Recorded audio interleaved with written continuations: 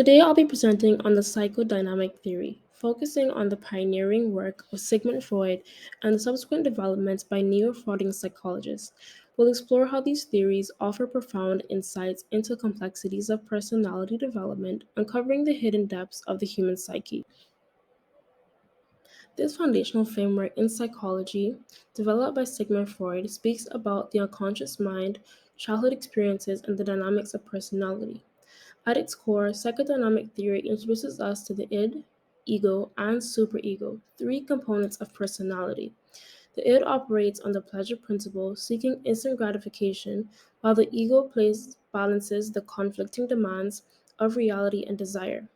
The superego serves as our internal moral compass shaped by societal and parental influences. Freud also proposed a series of psychosexual stages of development, each characterized by distinct challenges and erogenous zones. Additionally, he identified various defense mechanisms, unconscious strategies the ego employs to protect us from anxiety and distressing thoughts. Through this theory, we gain profound insights into complexities of human nature and the forces that shape our behavior. I spoke about the three components of personality in the previous slide. Freud also proposed a series of psychosexual stages of development, each marked by distinct focuses and challenges, from the oral stage where pleasure is centered around the mouth to the genital stage where mature, intimate relations become paramount. Additionally, Freud identified these mechanisms unconscious strategies the ego employs to protect us from anxiety. These include repression, denying unpleasant realities, and projecting on our own unacceptable thoughts onto others. Through these concepts, Freud provided a profound framework for understanding the complexities of personality development and the unconscious forces that shaped our behavior. Going back to the psychosexual stages, the oral stage focused on oral pleasure and gratification. The anal stage focused on bowel and bladder control. The phallic stage focused on genitalia and development of the Oedipus complex for boys and the Electra complex for girls. The latency stage focused on period of sexual latency and on social and cognitive development. The genital stage, puberty onwards, renewed focus on sexual pleasure and mature intimate relationships.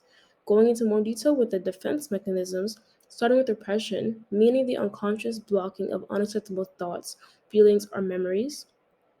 The unconscious blocking, we then have denial, which is refusal to accept reality or acknowledge existence of a threatening situation.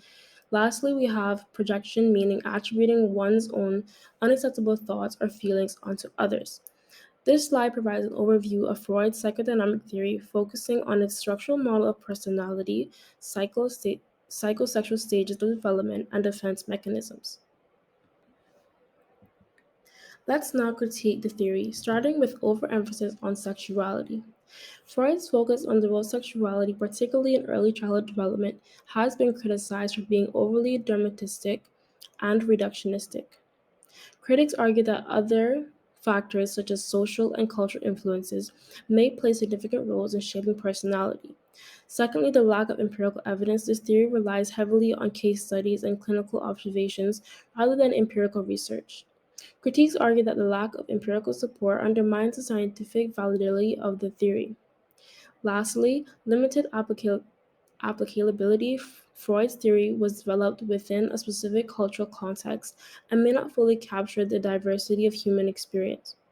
Critics contend that the universality of Freud's concepts, such as Oedipus complex, may not apply to all individuals or cultures. On this slide, I would like to focus on the contributions of neo-Freudian psychologists and the advancements they made in psychoanalytic theory. They expanded the scope beyond Freud's original framework. Neo-Freudian psychologists emphasized the role of social and cultural factors in shaping personality. They recognized the importance of interpersonal relationships, social dynamics, and cultural norms. They also expanded Freud's concepts to include broader aspects of human experience and addressed criticisms of Freud theory, such as it narrows focus on sexuality but incorporated additional factors like power dynamics and societal influences. Next, I'd like to mention Carl Jung's analytical psychology.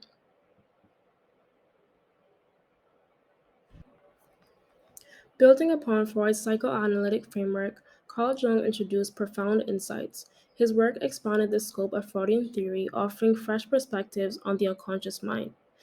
Jung introduced the concept of collective unconsciousness, a reservoir of shared human experiences and archetypes inherited from our ancestors. He believed that the collective unconscious shapes our thoughts, behaviors, and cultural symbols. He identified the archetypes as individual symbols, universal symbols, or themes that appear in myths, dreams, and literature across cultures. Examples of archetypes include the hero, the shadow, the anima, animus, and the self. Jung proposed the persona as a social mask or role that individuals opt to interact with society. The persona represents the public facing aspect of personality shaping by societal expectations and cultural forms. This slide provides insights into how his ideas expanded the scope of psychoanalytic theory and enriched our understanding of the unconscious mind and personality development. Another significant neo-Freudian development would be Alfred Adler's individual psychology. Adler proposed that feelings of inferiority stemming from early childhood experiences of inadequacy drive personality development. Individuals strive for superiority, seeking to overcome these feelings through various means, such as achievement or social recognition. One of Adler's notable contributions is the birth order theory, which suggests that the position of siblings in family hierarchy influences personality development. Firstborns, for example, may strive for leadership and attention, while laterborns may develop characteristics such as independence or creativity. Central to Adler's theory is the concept of social interest, the innate desire to connect with others and contribute to welfare of society. Adler believed that fostering social interest promotes cooperation, empathy, and a sense of belonging, ultimately shaping our personalities. Through individual psychology, Adler expanded the scope of psychoanalytic theory, providing deeper insights into social and interpersonal dynamics that influence personality development. To conclude, we discussed the understanding of the complexity of personality, starting with Freud's structural model and psychosexual stages.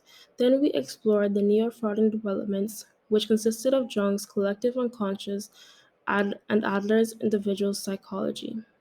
This presentation today was based off of 5 articles that you can now find on Google Scholar.